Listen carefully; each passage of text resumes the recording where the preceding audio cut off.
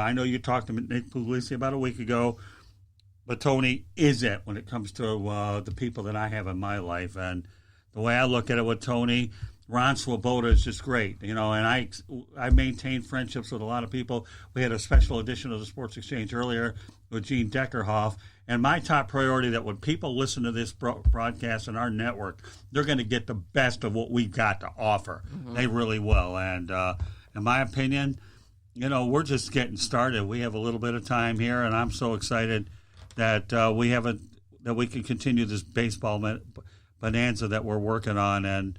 But Ron he's really an incredible guy. And fantasy camp, we both know that we're going to go ahead and be able to attend it. We'll find out when it is, and I'm looking forward to getting up there and spending some time to meet them face-to-face. And you know what I always like to do probably is get books of some individuals. I got one with Tom Shanahan, and, a book is a book. When I get around to reading it, it's one thing, but there's nothing better than having a book in your hand with a photo next to the guy that wrote it either. And speaking of books, I think we should further, plug his book. Here's the Catch, obviously. Right. Available in all bookstores. You can find it in Barnes & Noble. You can find it online. Give a read. If you're a sports fan, regardless if baseball isn't your favorite sport, I think it will be after you read that book. I'm sure I'm going to pick up a copy sooner or later and give it a read so I can learn a little bit more, get the insights on Gil Hodges, Ron Swoboda, Nolan Ryan, Kuzman, and Seaver, and the '69 Mets.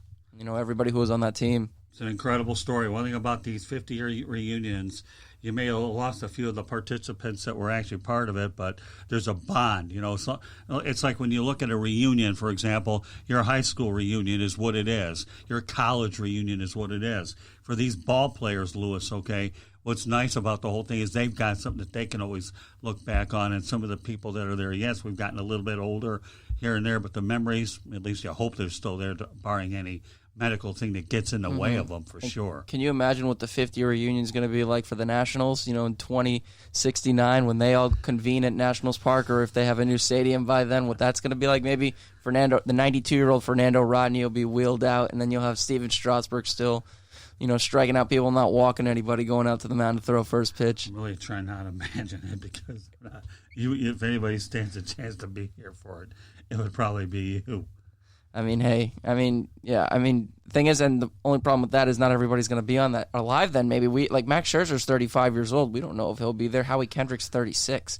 So we can only just hope and see if everybody's healthy. All I can tell you is when I go to Cracker Barrel, you know what the first thing is when I walk in that place? No, tell me. No, a rocking chair. Yeah, right. Just sitting outside, and then you can play the little Jenga game or whatever it is. I'm talking about the rocking chair. Forget about what I'm playing. I'm looking at a rocking chair, and I'm wondering whether or not I'll end up being in one. But I don't know. TBD. Enjoy it while you can, man.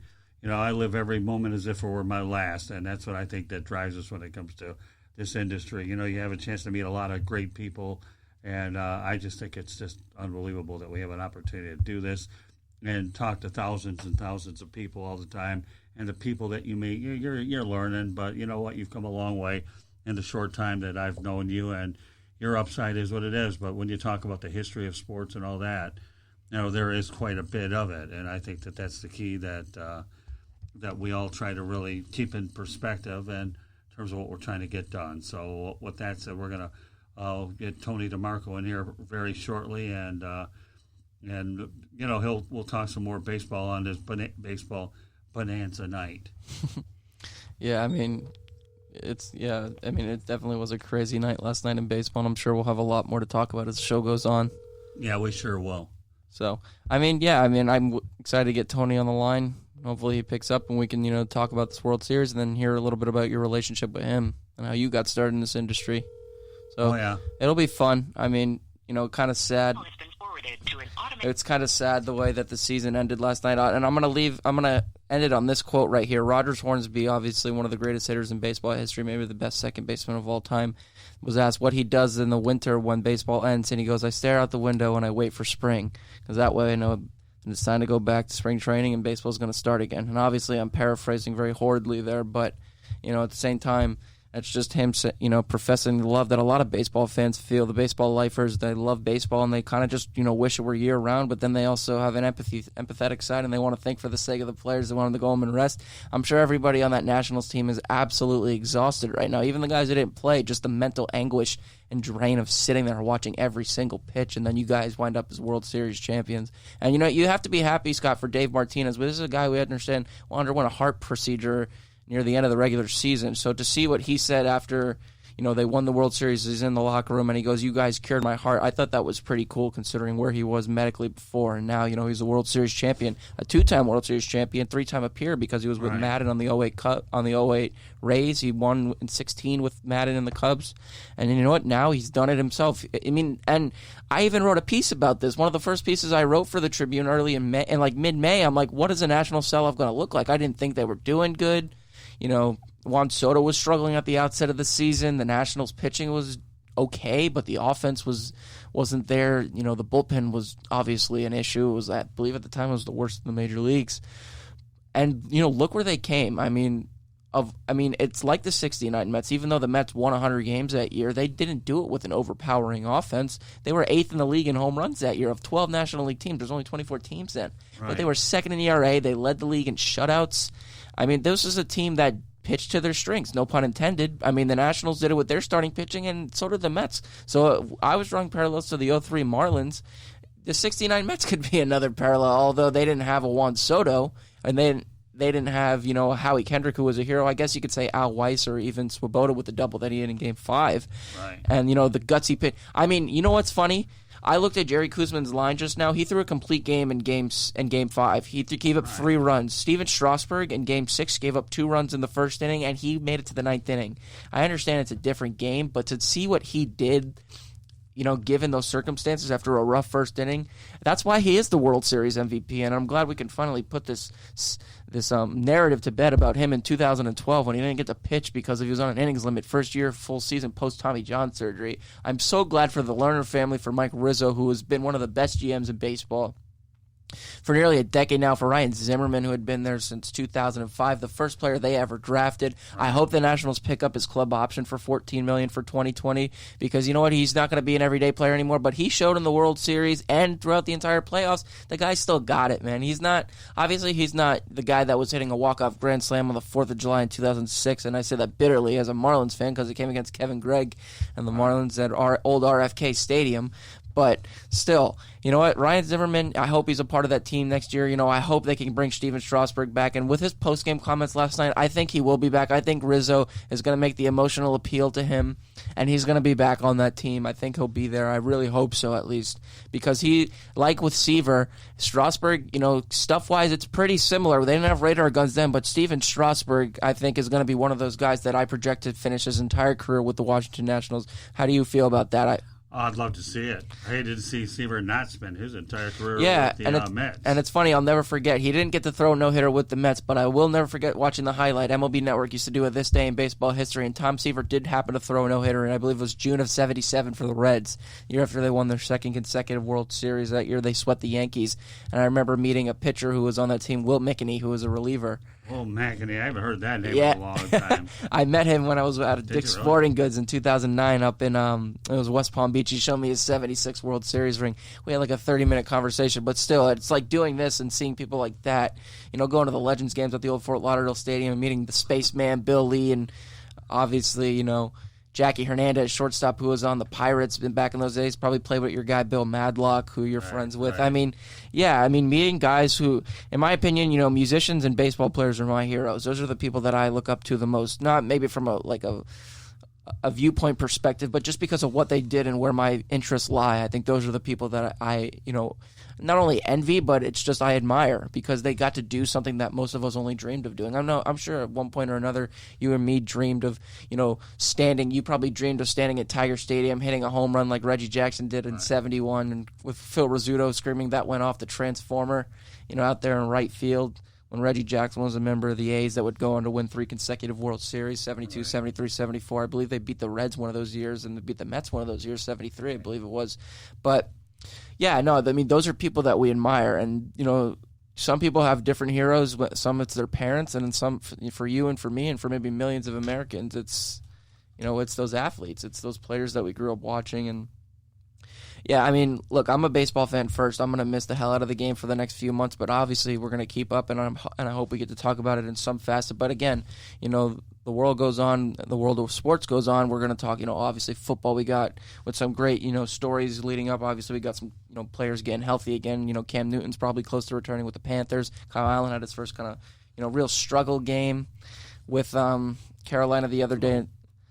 But, baseball is going to come back. I'm waiting for the days of February. The Astros and the Nationals, the Astros are going to have to walk past that complex every day, and they're going to have to look at that World Series trophy. And it's unfortunate for them, but at the same time, I think it's going to be something that's going to fuel a fire under them, and they're just going to get back there next year. Add a lefty to your bullpen, why don't you? I mean, you're not going to have Garrett Cole in the rotation anymore, but I think if there's one manager right now who I believe can do it, and you can add on to this, I'd like to hear your take, is A.J. Hinch. I understand he made some bonehead mistakes last night. I wasn't a big fan of taking Greinke out, but the umpiring wasn't really great last night.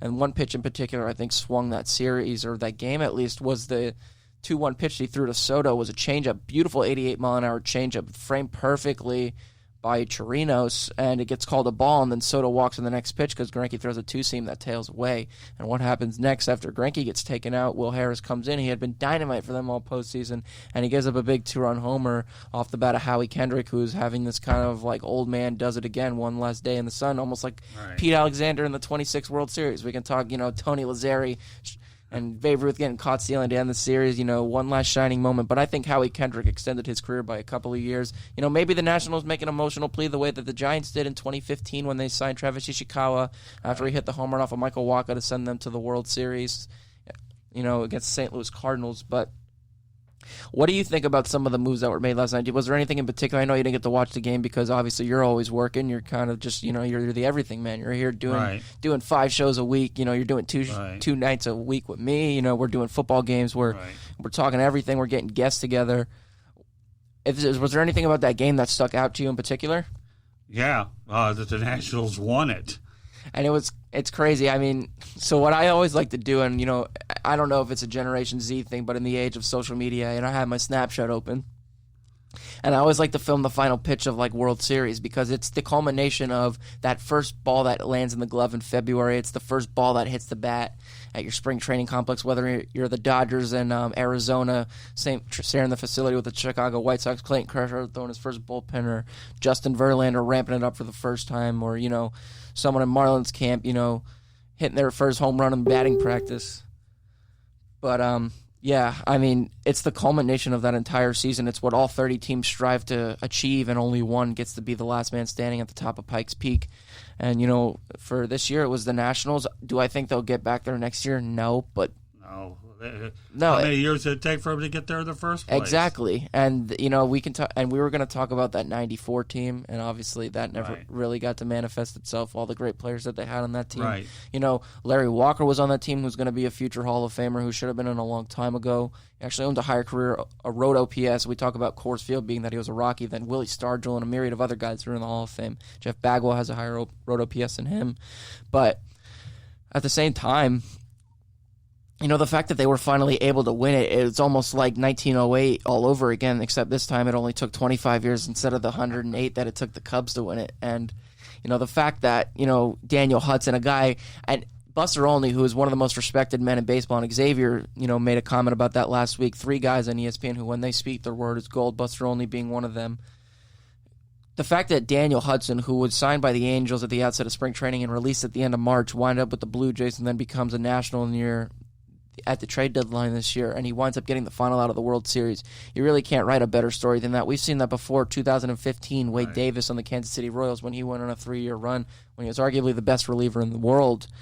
And he, a failed starting pitcher with the Tampa Bay Rays, he gets sent over to the Royals his first year, and he's a reliever. He's a part-time starter and a reliever. And then 2014, he transitions to becoming a reliever, and he posts a sub-1 ERA. I believe at a .97 ERA the year that he made it to the World Series with the Royals in 2015, and then he gets the final out. He strikes, a cutter over the heart of the plate, taken for strike 3, and the Royals are World Series champions. it's those stories like that, especially in the context of the national season where they were, a 19-31 start, 12 games under 500. They struggle the way they do, and then they wind up, on top baseball's highest team honor. They win the World Series. It's what a GM plans to do. It's how you construct the team. And when you get in that situation where that happens,